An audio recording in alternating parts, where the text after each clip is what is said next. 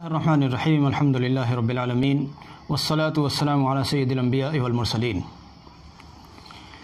جب ہندوستان کے اندر انگریز کی حکومت تھی،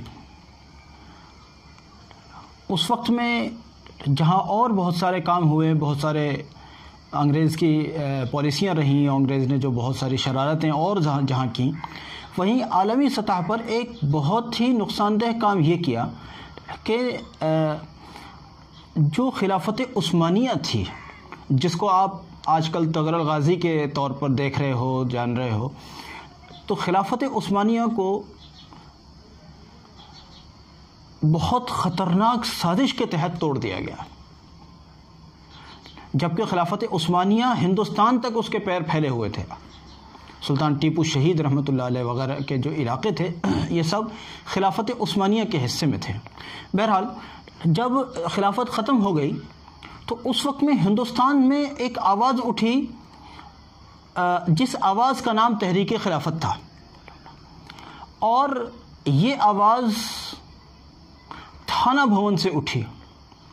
تھانہ بھون اس کا مستقر بنایا گیا، اس کا مرکز تھانہ بھون بنایا گیا، اور یہاں سے باقاعدگی کے ساتھ میں اللہ کے شیر باہر نکلتے تھے اور انگریز کے خلاف یورش کرتے تھے، ان پر حملہ کرتے تھے، اور ان کی بھی شہادتیں ہوتی تھیں اور انگریزوں کی بھی ہلاکتیں ہوتی تھیں۔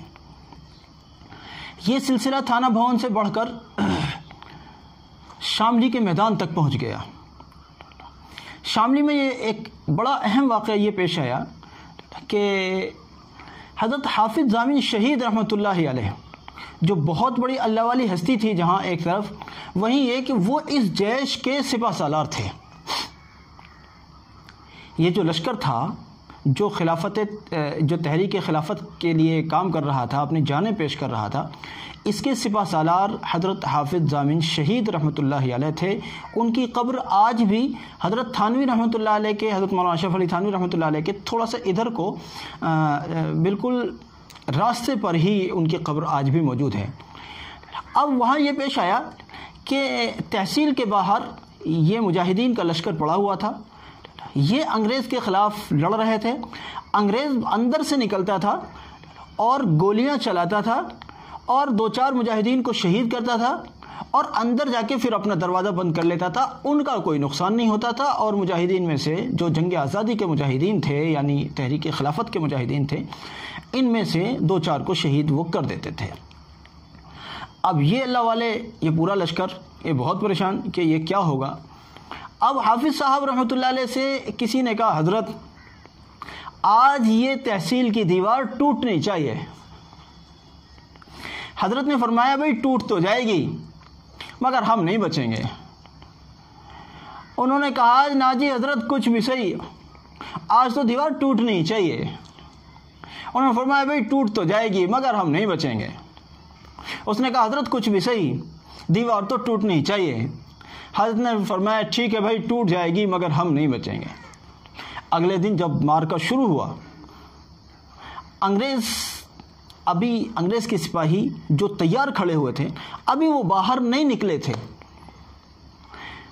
ادھر سے حضرت حافظ ضامن شہید رحمۃ اللہ علیہ جو سب سے آگے تھے بحیثیت سپہ سالار کے، انہوں نے لا الہ الا اللہ کی ایسی ضرب لگائی کہ اللہ کے حکم اور فضل سے، لا الہ الا اللہ کی ضرب سے وہ دیوار ٹوٹ گئی۔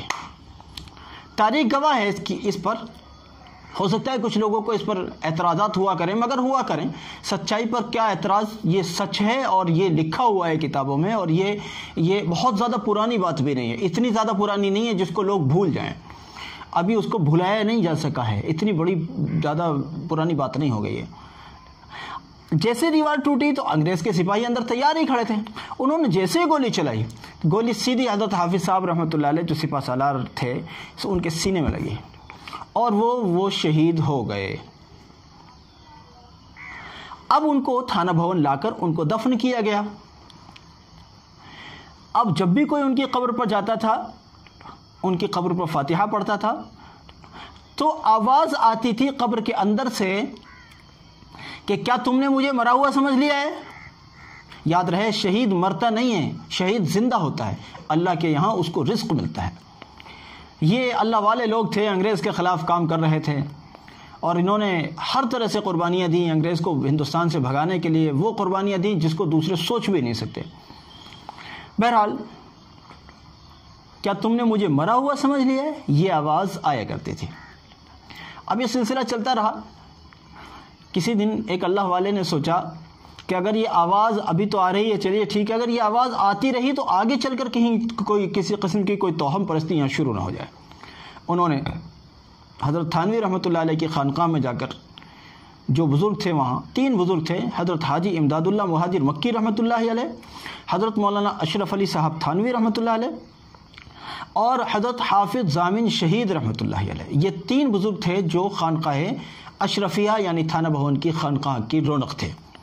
اب اس اللہ کے بندے نے خانقاہ میں جا کر عرض کیا کہ حضرت کہ اس آواز کو رکوائیے ورنہ آگے آنے والی نسلیں کہیں اس قبر کی پرستش نہ کرنے لگیں۔ اب انہیں بھی بات سمجھ میں آئی، انہوں نے سوچا چلیے اس آواز سے بات کرتے ہیں، تو وہ تشریف لے گئے قبر پر، انہوں نے فاتحہ وغیرہ پڑھی۔ اس کے بعد قبر پر کھڑے ہو کر یوں کہا کہ حافظ صاحب اس میں کوئی شک نہیں ہے کہ آپ شہید ہیں اور شہید زندہ ہوتا ہے، آپ زندہ ہیں، لیکن اللہ کے واسطے آپ خاموش ہو جائیے۔ اس دن کے بعد سے آج تک وہ آواز نہیں آئی، آج تک پھر وہ آواز نہیں آئی۔ ہو سکتا ہے کچھ لوگوں کو اشکال ہو، لیکن یہ بات حقیقت ہے۔ یہ دونوں باتیں، دیوار کا ٹوٹنا اور قبر سے آواز آنا، یہ دونوں باتیں اسی طرح سے سچ ہیں جس طرح سے میں ذکر کر رہا ہوں۔ اور پھر یہ اللہ کے لیے کیا مشکل، اللہ اپنے اولیاء سے عجیب عجیب کرامتیں صادر کراتا ہے۔ ان بزرگ سے یہ 2 کرامتیں، اور بھی بہت ساری کرامتیں، لیکن جن 2 کا میں نے ذکر کیا ہے یہ کرامتیں صادر ہوئیں، یہ کوئی ایسی بات بھی نہیں ہے کہ صاحب کوئی اللہ رب العزت کی ذات سے کیا بعید ہے۔ بہرحال اللہ والوں کا یہ حال ہوتا ہے، اور ہمارے بزرگ اور ہمارے اسلاف نے جو کوششیں کی تھیں انگریز کو بھگانے کے لیے اور یہاں خلافت کا نظام قائم کرنے کے لیے، مسٹر گاندھی کو بھی نظام خلافت کے تحت ہی ہندوستان لایا گیا تھا، اور علماء کرام لائے تھے، اور علماء کرام نے ہی ان کو پورے ملک کا اپنے خرچے سے دورہ کرا کے ان کو تعارف کرایا تھا کہ دیکھو یہ لیڈر ہیں، یہ ہندوؤں کے لیڈر ہیں، اور یہ اس تحریک میں ایک ہندوؤں کے لیڈر کی حیثیت سے کام کریں گے، کیونکہ وہ لوگ آ نہیں رہے تھے تو ان کو لانے کے لیے ایک لیڈر کی ضرورت پڑی۔ اس لیڈر کے لیے پھر مسٹر گاندھی کا انتخاب کیا گیا، اور پھر وہ لوگ ان کے ساتھ جڑ کر، پھر ادھر سے مسلمان تو پہلے ہی سے کھڑے ہوئے تھے، ادھر سلطان ٹیپو لڑتے لڑتے شہید ہو چکے تھے، اور وہ سلسلہ بڑھتے بڑھتے بڑھتے یہاں تک آ گیا تھا۔ پھر ان دونوں نے، ہندو اور مسلمان، پھر دونوں نے مل کر جو ہے یہ جنگ آزادی لڑی، اور ایسے حضرت حافظ ضامن شہید رحمۃ اللہ علیہ جیسے جانے کتنے ہیرے، کتنے اللہ والے اس جنگ میں شہید ہوئے ہیں، اور کتنے اللہ والے جو ہے اس دار فانی کو چھوڑ کر اللہ کے حضور چلے گئے۔ اور اس کے بعد ایسی بہت ساری قربانیوں کے بعد ہندوستان آزاد ہوا، اور پھر ہم آج یہاں تک پہنچے۔ اللہ رب العزت ان بزرگوں کی کاوشوں کو قبول فرمائے، اور امت کے اندر جذبے پیدا کرے، دین کے لیے، ملک کے لیے، وطن کے لیے اپنے آپ کو پیش کرنے کے جذبے اللہ عطا کرے۔